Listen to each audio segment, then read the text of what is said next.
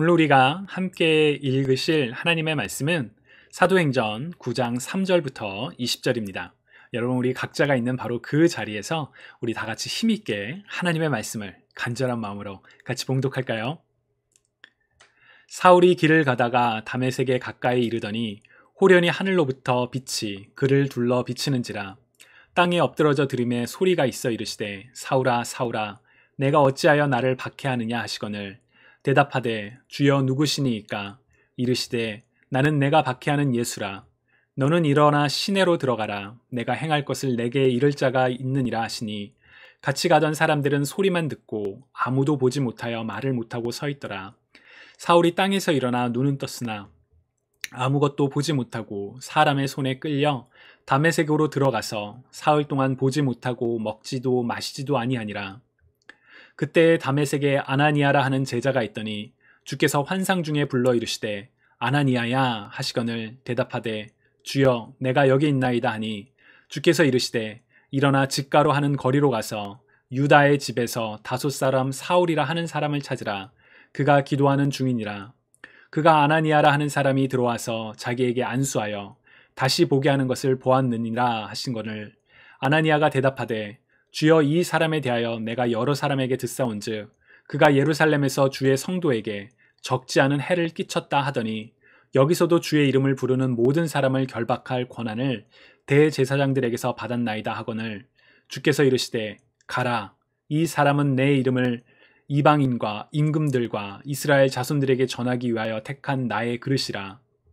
그가 내 이름을 위하여 얼마나 고난을 받아야 할 것을 내가 그에게 보이리라 하시니 아나니아가 떠나 그 집에 들어가서 그에게 안수하여 이르되 형제 사울아 주 곧 내가 오는 길에서 나타났던 예수께서 나를 보내어 너로 다시 보게 하시고 성령으로 충만하게 하신다 하니 즉시 사울의 눈에서 비늘 같은 것이 벗어져 다시 보게 된지라.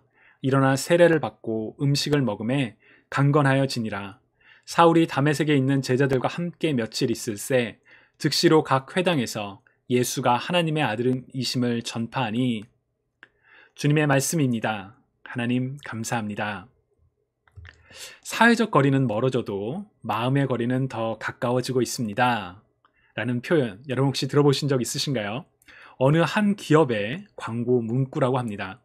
코로나 팬데믹 시대에 모두의 안전을 위해서 사회적 거리를 유지해야 하지만 마음의 거리는 더 가까이 해야 한다는 방향을 분명하게 보여주기에 참 좋은, 저는 멋진 광고 문구라고 생각을 합니다. 주님을 사랑하시는 여러분, 코로나 팬데믹으로 인해 여러분들의 사회적 관계는 어떻게 변하셨는지요? 물리적으로 만날 수 없다는 것은 불편함을 넘어서 참 안타까움을 주는 것 같습니다. 사람은 함께 모여 공동체를 이루어야 한다는 것을 절실히 깨닫게 해주기도 하고요. 그런데 한편으로는 코로나 바이러스로 인해 새로운 관계를 발견하는 그런 일들도 일어나는 것 같습니다. 제가 지난주일 저녁에 우리 교육부 교사들과 이제 교육부 온라인 예배를 어떻게 또 변화시킬 수 있을까라는 주제로 여러 가지 이야기를 나눴습니다. 그런데 그 이야기를 하던 중에 몇몇 선생님들께서 멀리 떨어진 다른 교회에서 진행되는 어떤 액티비티에 자녀들을 참여시켰던 경험을 나눠주셨습니다. 코로나 이전이었다면 아마 상상조차 할 수 없었던 그런 일들이었을 것입니다. 그러나 코로나로 인해 많은 모임들이 온라인으로 진행되면서 공간 혹은 거리의 제약을 넘어서 새로운 만남과 관계가 형성되어 가고 있는 것이지요. 가깝게는 저 역시 이번 코로나를 통해서 새로운 관계가 맺어지는 것을 경험하고 있습니다. 그 중에 하나는 이제 매주 화요일마다 우리 올바니 노예에 속한 목사님들과 함께하는 미니스터 스콜, 목사님들의 그 전화라는 그런 시간이 있는데요. 바로 그 시간입니다. 코로나 바이러스로 인해 현장에 모이지 못하고 또 온라인으로 어떻게 모임을 진행해야 좋을지 목회자로서 고민되는 일들을 함께 나누기 위해 시작되었던 이 화요일 영상회의 모임이 지금까지도 계속 이어지고 있습니다. 저는 목사 안수 과정을 거치면서 이제 노예 활동을 시작했었는데요.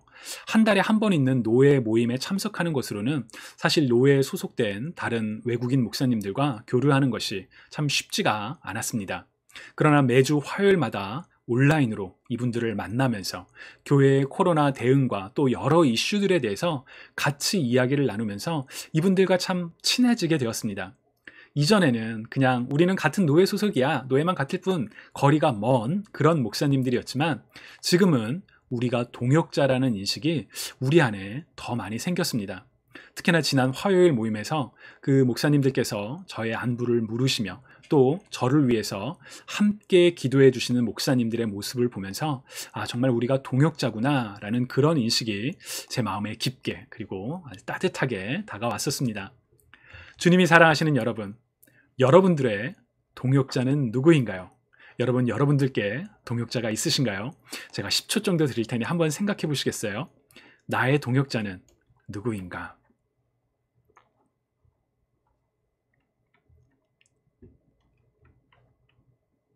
어떻게 보면 좀 낯선 그런 질문일지도 모르겠습니다.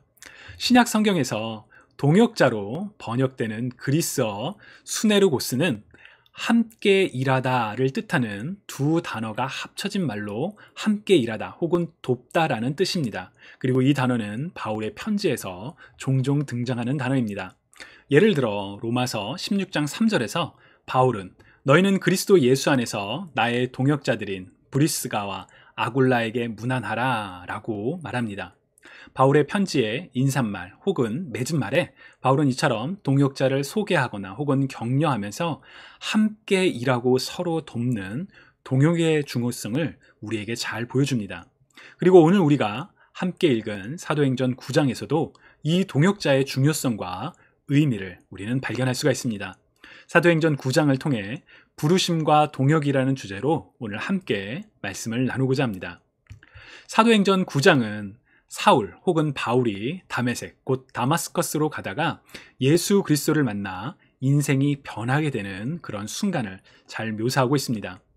유대인 중에 유대인이요 바리새인 중에 바리새인이었던 사울은 그리스도를 부정하고 그리스도를 믿는 사람들을 박해하는 것이 나의 신앙을 지키는 것이야 라는 확신을 갖고 정말 열심을 다해 그리스도를 비방하고 박해했던 인물이었습니다.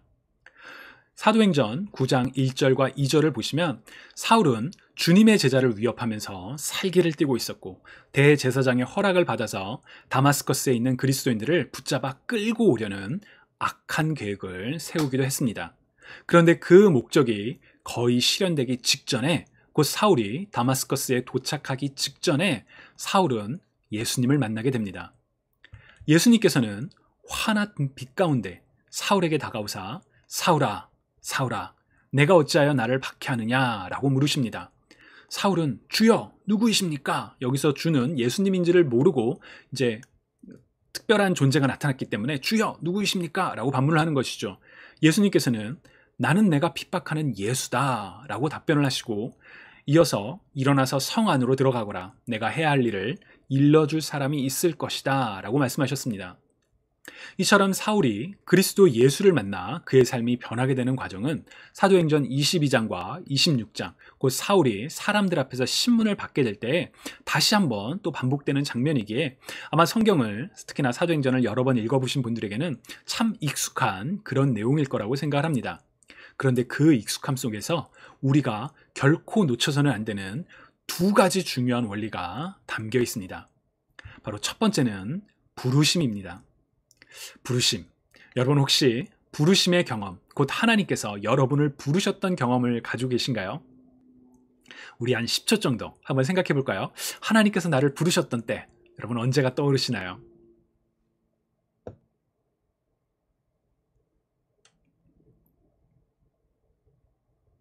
저는 예전에는 이 부르심이라는 것은 특별한 사람들만이 경험하는 것이라고 생각을 했습니다. 예를 들어 부르심을 받는다는 것은 목회자가 되는 목회의 소명을 받는 그런 특별한 과정이라고 생각을 했습니다. 그러나 그렇지 않습니다. 성경은 분명하게 우리 모두가 하나님의 부르심을 받은 자들이라고 증언합니다.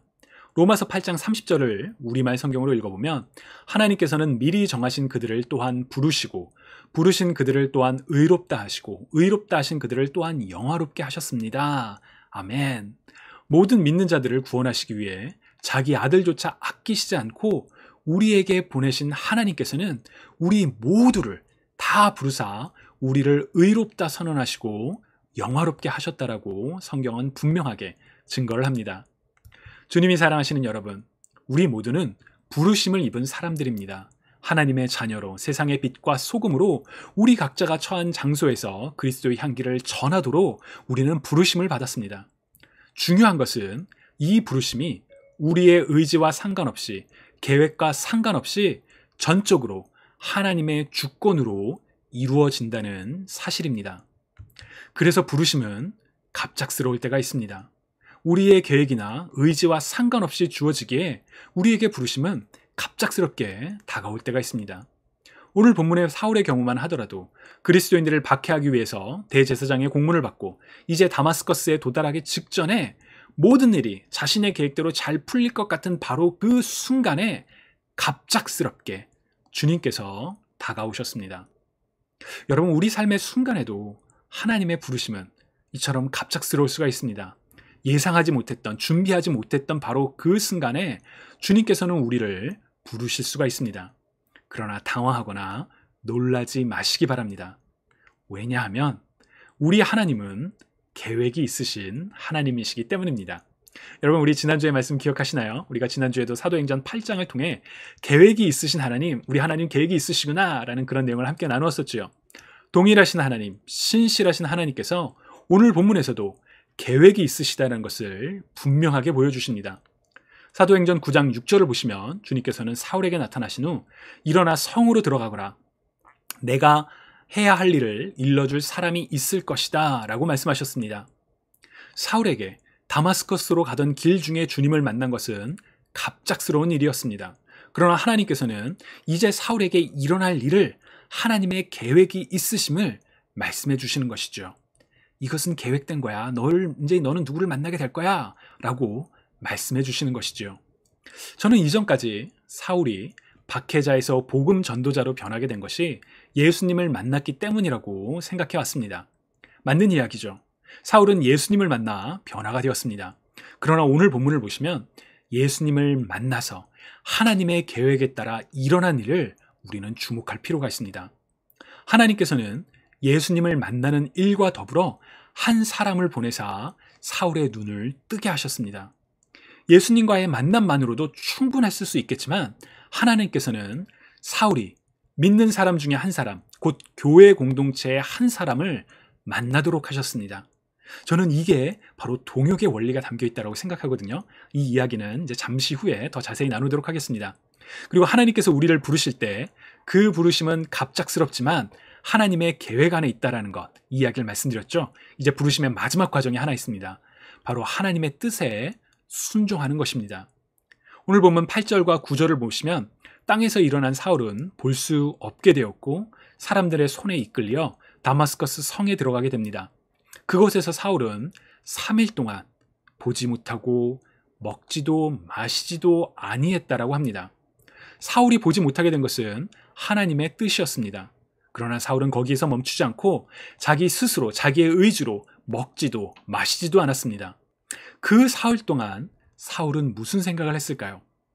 저는 이 사흘이라는 시간이 마치 요나가 물고기 뱃속에 있었던 그 3일과 같지 않았을까라는 생각을 합니다. 사흘 동안 지난날의 자신을 돌아보면서 아마도 사울은 회개를 하지 않았을까요? 혹은 그동안 자신이 믿어왔던 것과는 정반대의 사실, 곧 그리스도가 하나님의 아들이시라는 사실에 대해서 여러 가지 생각을 하고 있었을 것입니다. 깊은 참회와 간절한 마음으로 사흘은 이 사흘을 정말 먹지도 마시지도 않으며 버텼던 것은 아닐까요? 만약 그렇다면 사울은 하나님의 부르심 앞에서 순종하며 엎드렸던 것일 것입니다. 이처럼 하나님의 부르심은 우리에겐 갑작스러울 수 있지만 바로 이 갑작스러운 일들이 하나님께는 계획이 이루어지는 과정이며 그래서 그 부르심에 우리가 응답할 때, 곧 순종할 때에 놀라운 일이 일어납니다. 주님이 사랑하시는 여러분, 하나님의 부르심의 과정을 기억하시기 바랍니다. 하나님의 부르심은 우리의 계획과 다르기에 우리에게는 갑작스러울 수가 있습니다. 그러나 하나님의 완전한 놀라운 계획 중에 하나라는 것을, 그 갑작스러운 부르심조차 하나님의 계획 안에 있다는 것을 기억하시기 바랍니다. 그렇기에 하나님께서 우리를 부르실 때 하나님께 엎드리며 그 뜻에 따르는 저와 여러분 모두가 되시기를 주님의 이름으로 축복합니다. 사도행전 9장에 담긴 또 하나의 중요한 원리는 바로 동역입니다. 앞서 말씀드렸던 것처럼 하나님께서는 사울에게 한 가지 계획, 곧 사울이 행할 일을 일러줄 사람이 있다라고 말씀을 하셨습니다. 예수님께서 직접 말씀하셔도 되지만 하나님께서는 그 일이 한 사람, 곧 교회 공동체의 한 사람을 통해 이루어지도록 하셨습니다. 오늘 본문 10절을 보시면 다마스커스에 있는 제자 중에 한 명인 아나니아라는 사람에게 주님께서 환상을 보여주십니다. 주님께서는 이 아나니아를 부르사 아주 구체적인 지시, 구체적인 장소, 곧 고든길이라고 불리는 길에 있는 유다의 집으로 가라. 거기서 다소 출신 사울을 만나라. 라는 구체적인 지시를 주시지요. 우리가 지난주에 나누었던 사도행전 8장에서 빌립을 보내신 것과는 아주 좀 상반되게 느껴지기도 합니다. 왜 하나님께서는 이렇게 다르게 다가오셨을까요? 저는 우리 각자의 믿음의 분량에 따라 곧 각 사람에게 딱 맞는 형태로 그 모습으로 다가오시는 하나님이시기 때문이라고 생각을 합니다. 빌립에게는 남쪽 예루살렘에서 가사로 내려가는 광야길로 가라 라는 그 말로 충분했던 반면에 아나니아에게는 구체적인 장소를 말해줄 필요가 있었기에 이렇게 다른 형태로 곧 각자의 눈높이로 믿음의 분량대로 다가오시는 하나님이 아니실까요? 아나니아는 바로 주님의 말씀에 대답합니다. 13절과 14절을 보시면 아나니아는 박해자 사울에 대한 소식을 듣고 있었고 그가 다마스커스에 와서 행할 일을 알고 있었습니다. 그래서 그는 하나님께 주님, 이 자는 나쁜 자입니다. 이 자는 우리 믿는 사람들을 박해하는 사람입니다. 라고 이야기를 하죠. 그러나 하나님께서는 또 다시 친절하게 가거라. 이 사람은 이방 사람들과 왕들과 이스라엘들 사람들 앞에서 내 이름을 전하도록 선택한 내 도구다. 내 이름을 위해 그가 얼마나 많은 고난을 당해야 할지 내가 그에게 보여줄 것이다. 라고 분명하게 말씀하셨습니다. 그래서 아나니아는 하나님의 구체적인 그 지시와 목적, 이유를 알고 이제 사울에게 나아갈 수 있었던 것이죠. 아나니아가 사울을 찾아서 말하기를 사울 형제여 라고 부릅니다. 여러분 우리 미국에 있는 분들은 이런 표현 좀 익숙하실 거예요. Hey brother, hey bro 막 이렇게 정말 그 친하게 brother, 형제여 라고 부르는 그런 표현. 며칠 전까지 사울은 교회의 박해자였습니다. 그러나 하나님의 뜻을 따라 아나니아는 그를 형제, brother, bro 라고 곧 그리스도 안에서 가족이라고 부르는 것이죠. 그리고 주님의 말씀을 전하고 그의 눈에 안수를 하자 그의 눈에서 비늘 같은 것이 떨어져 다시 보게 되었습니다. 이후에 사울은 세례를 받고 음식을 먹으며 제자들과 함께 거했다라고 성경은 증언을 합니다. 저는 사울의 변화의 과정에서 예수님과의 만남과 더불어 우리가 주목해야 할 사건이 바로 이 아나니아와의 만남이라고 믿습니다. 하나님께서는 예수님과의 만남으로만 사울을 변화시키지 않으셨습니다. 그리고 아나니아, 곧 교회 공동체의 한 사람을 불러서 그를 동역하게 하사 사울에게 믿음의 동역자를 소개시켜 주신 것이지요. 아나니아는 분명 처음에 망설였을 것입니다. 아니 제가 아나니아였다면 저는 두려웠을 것 같아요. 내가 갔다가 잡혀가면 어떡하지? 막 그런 생각들이 저를 막 망설이게 했을 것 같습니다. 그래서 하나님의 말씀에 사울은 나쁜 사람이잖아요. 박해하는 사람이에요. 라고 말했던 것이지요. 그러나 하나님의 뜻에 순종하여 사울에게 나아갔고 아나니아는 이제 사울이 그리스도의 복음을 증거하는 복음 전도자가 될 수 있도록 변화하게 되는 결정적인 역할을 수행을 합니다. 이어지는 사도행전 9장 26절과 27절을 보시면 사울이 다마스커스를 떠나 예루살렘에 가서 제자들과 교제하려 할 때에도 사람들이 그에게 섣불리 다가가지 못합니다. 왜냐하면 그들에게는 박해자였던 사울의 기억이 그들에게 깊게 남아있었을 것이거든요. 그러나 이때에도 또 한 명의 동역자, 바로 바나바가 사울을 데리고 가서 사도들에게 사울에게 일어났던 일과 그가 다마스커스에서 복음을 전한 일을 증거를 합니다. 즉 동역자 바나바가 있었기에 사울은 교회 공동체 안에서 그리고 교회 공동체와 함께 복음 증거를 계속할 수 있게 되었던 것이지요. 이처럼 하나님의 부르심은 동역자와 함께 이루어집니다.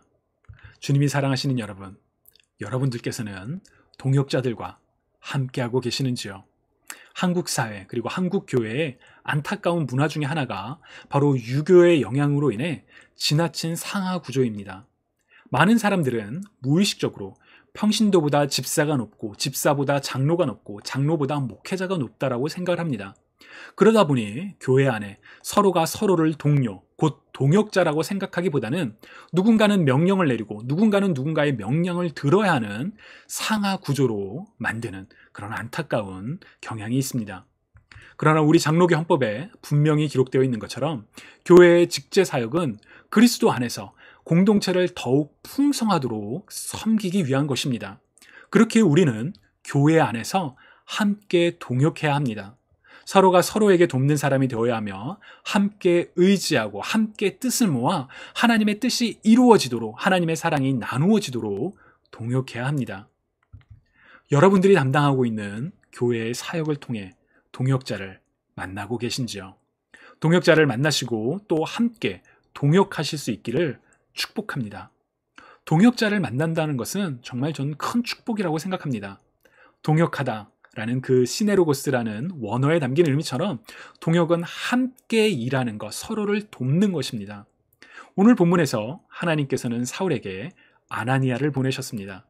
아나니아는 하나님의 뜻을 따라 사울에게 다가가 그가 진정 복음 전도자로 변화할 수 있도록 그를 도와주었고 또 그와 함께 했지요. 지금 여러분 옆에 여러분들께서 함께하고 계신 그 사역 가운데 동역자가 여러분과 함께하며 서로를 도와주고 있으신지요? 주님을 사랑하시는 여러분, 코로나 팬데믹으로 인해 사회적 거리는 멀어야 하지만 마음의 거리는 가까워야 한다라는 그 말처럼 우리 안에 더욱더 확고한 동역자 의식이 있기를 간절히 소망합니다. 우리는 하나님의 뜻을 따라 하나의 공동체로 부름을 받았습니다. 주님께서 부르신 그 공동체에서 직분이나 나이와 같은 사회적 간섭을 따라 위아래를 정하고 그래서 마음의 거리가 멀어지기보다는 그리스도 안에서 한 형제요, 한 자매, 한 가족이라는 사실을 기억하며 동역자로서 서로가 서로를 보듬을 수 있는 우리 공동체가 될 수 있기를 간절히 소망합니다. 그래서 하나님의 부르심, 비록 우리에게는 그 부르심이 갑작스럽게 느껴진다 할지라도 이미 계획이 있으신 하나님을 신뢰하며 우리 함께 부름받은 동역자들과 함께 하나님의 뜻을 이루어가는 이 땅 가운데 하나님의 나라, 곧 하나님의 다스리심을 확장해 나가는 저와 여러분 모두가 되시기를 주님의 이름으로 축복합니다. 여러분 우리 함께 기도드리시겠습니다. 사랑의 하나님, 오늘 사도행전 9장의 말씀을 통해 하나님께서 사울을 부르시고 또 사울에게 동역자를 붙여주시는 그 장면을 우리가 보았습니다. 주님, 때로는 하나님의 부르심이 우리 삶에 갑작스럽게 느껴질 때도 있지만 그 부르심이 하나님의 계획 안에 있다는 것을 신뢰하며 그 부르심 가운데 순종하는 그 부르심을 따르는 우리가 되기를 결단하고 또한 그렇게 소망하며 기도합니다. 또한 하나님께서 부르신 하나의 공동체에서 우리의 각자의 자리에서 정말 함께 동역하는 동역자들을 만나기를 기도합니다. 우리가 서로 보듬으며 함께 일하며 함께 동역하는 그런 아름다운 공동체가 될 수 있도록 주님 우리를 축복하여 주옵소서. 감사드리며 살아계신 예수 그리스도의 이름으로 기도드립니다. 아멘.